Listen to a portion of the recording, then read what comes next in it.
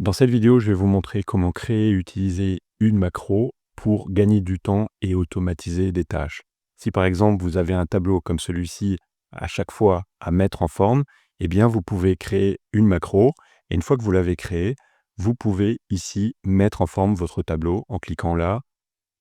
En quelques secondes, le tableau est mis en forme.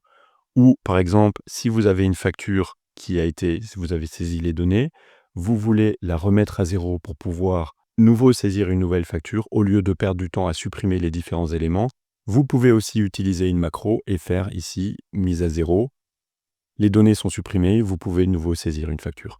Les macros sont là pour vous faire gagner du temps. Je vous montre comment faire dans cette vidéo. Je prends le cas de figure où je reçois régulièrement un tableau de ce type-là, sans aucune mise en forme, et que justement, il faut mettre en forme. Donc plutôt que de le faire à chaque fois manuellement, l'idéal est de créer une macro et de l'utiliser pour pouvoir gagner du temps. Pour cela, je vais dans la barre des menus, je clique sur Extensions, je sélectionne Macro et ensuite je fais enregistrer une macro. Vous voyez cette fenêtre qui est apparue, qui est en train de clignoter, et donc elle est déjà en train d'enregistrer. Elle n'enregistre là rien du tout pour le moment, pas les mouvements de la souris. Elle enregistre les modifications que je vais apporter aux cellules dans ce tableau ou dans cette feuille Google Sheets. Ce qu'il est important de noter, c'est ici ces deux options, soit utiliser les références absolues, soit utiliser des références relatives. Si j'utilise les références absolues, par exemple, et que je fais une modification dans la cellule C1, à l'avenir, quand j'utiliserai la macro, les modifications porteront sur la cellule C1. Alors que si je fais utiliser des références relatives, eh bien, les opérations de la macro s'opéreront dans la feuille de calcul en fonction du point de départ où j'aurai démarré la macro. Donc, c'est un peu comme les formules où on utilise des références absolues ou des références relatives.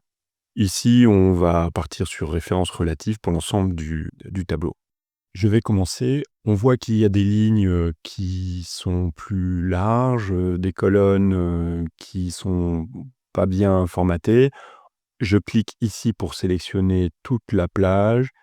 Et là, plutôt que de faire un retour automatique à la ligne, on va laisser dépasser. Maintenant, on voit qu'ici, la colonne n'est pas suffisamment large et que là, elle est peut-être un peu trop et qu'ici, elle est limite. Donc, ce que je vais faire, une fois avoir cliqué ici, je double-clique sur la limite de la première colonne, je double-clique là et vous voyez que ça s'est mis en forme. Ce que je vais ensuite faire, c'est je vais aller ici dans Format et mettre des couleurs en alternance. Je vais choisir cette couleur-là et je ferme cette fenêtre et on va s'arrêter là. Et là, je vais appeler cette macro mise en forme tableau. Fait enregistrer. Donc là, on est en train d'enregistrer un tableau. La macro est enregistrée. Je vais sur la feuille 2 et je me mets ici. Je vais dans Extension, macro. Et là, maintenant, j'ai mise en forme tableau. Je vais cliquer ici. On va voir ce que ça va donner. Alors, je dois d'abord autoriser le script.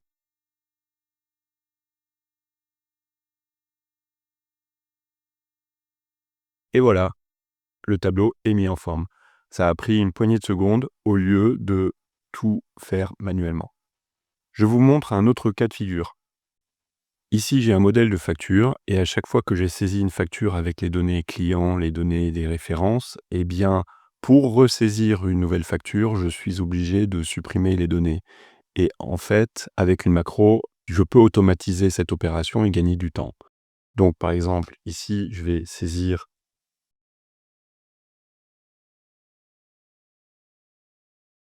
Voilà, j'ai bien le total qui se calcule ici, le total hors taxe, la TVA et le montant TTC qui apparaît là.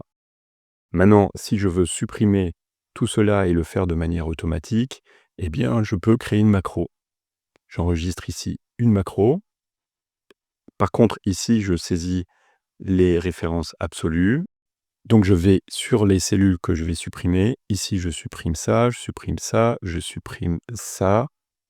Et voilà, maintenant j'enregistre et je vais écrire mise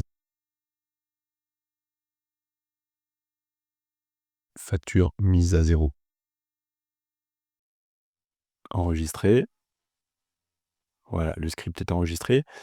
Maintenant, admettons que j'ai une nouvelle facture qui est saisie.